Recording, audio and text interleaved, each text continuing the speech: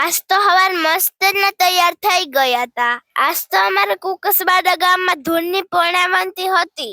પૂર્ણાવંતી હતી એટલે અમારા ગામમાં આજે મેળો આવ્યો, એટલે આપણે રેડી થઈને નીકળી ગયા. ગામમાં પૂગ્યા ને ત્યાં વરસાદ થોડો પડી ગયો તો.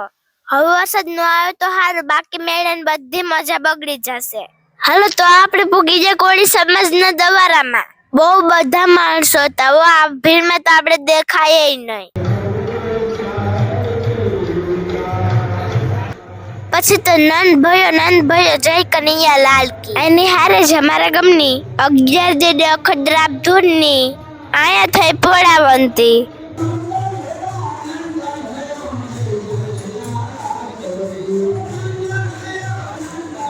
પૂર્ણાવંતી થઈ એટલે આપણે સીધા ભાગ્યા હતા મેળામાં.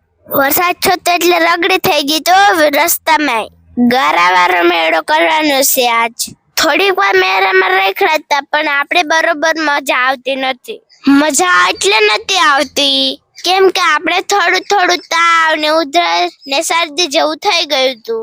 મેળામાં આપણા ફોલોવર છે મળ્યા, તેને આપણે મળી લીધું ને પછી આપણે હાલતી પડતી ઘરે.